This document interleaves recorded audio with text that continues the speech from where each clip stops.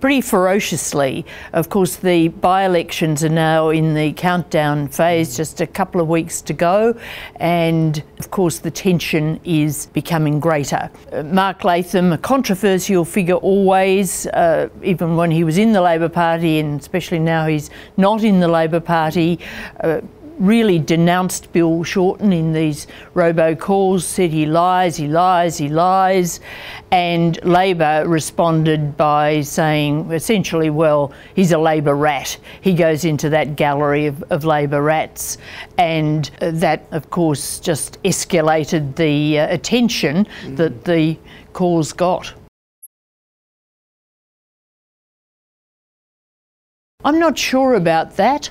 Certainly it gives her more attention, and incidentally Mark Latham was saying vote for small players, for small parties, independents. He wasn't particularly saying vote for Pauline Hanson's candidate, but the fact that she was on the robocall too meant that really they were as one. But he's now a member of the Liberal Democrats and they have a candidate running, so it seemed a bit contradictory to be there with Pauline Hanson on this call. But in terms of the effect, I think some people will be put off by it, but people who are inclined to vote One Nation or maybe Liberal Democrat might think, oh well, here's someone speaking his mind, and be attracted to that sort of thing. We'll know in a couple of weeks.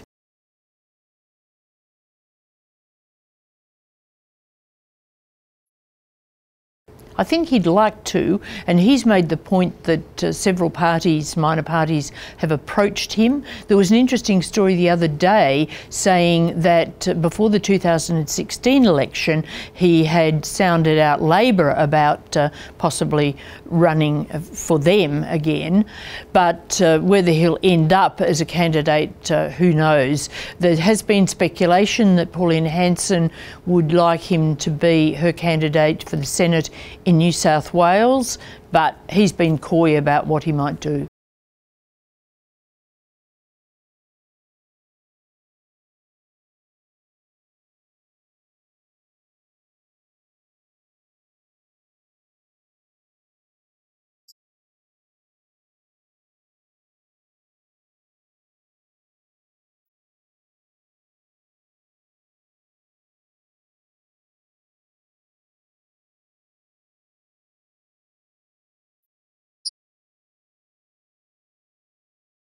I think they're making quite a lot of progress, and the suspension a little while ago of Emmanuel's licence was an important step. Now, if it had been able to get around that suspension while there's an inquiry into its behaviour, that would have been a very, very negative signal, I think, for the government to be sending. It would contradict all its rhetoric about wanting better conditions for this trade. Now, as things stand, the government is committed to the trade continuing, although at the moment it's in a hiatus because there are no exports going out.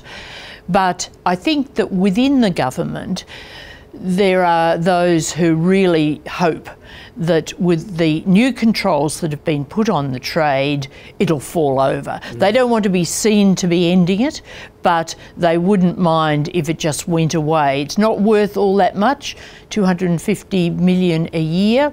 It is true that there are farmers in Western Australia that depend on it, but there could be some adjustment assistance, and it causes such bad publicity, and even internationally now in Israel, Australia's exports were specifically mentioned in the debate there, that some in the government think, well, it's really not worth the candle.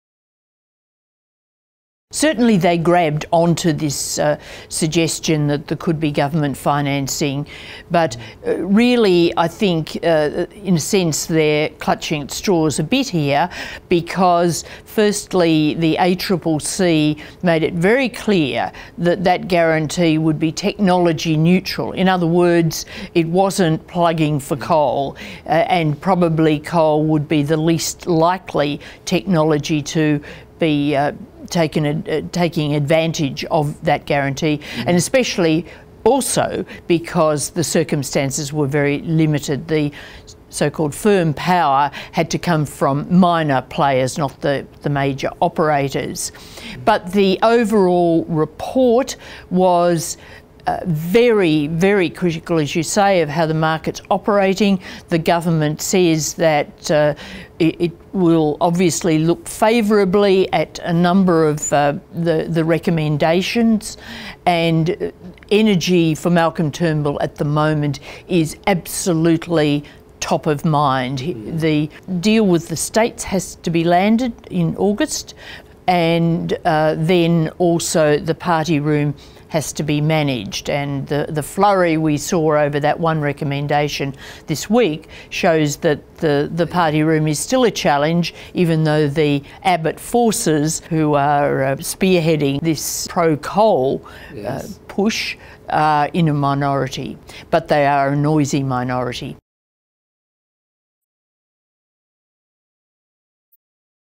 Thanks, Nick.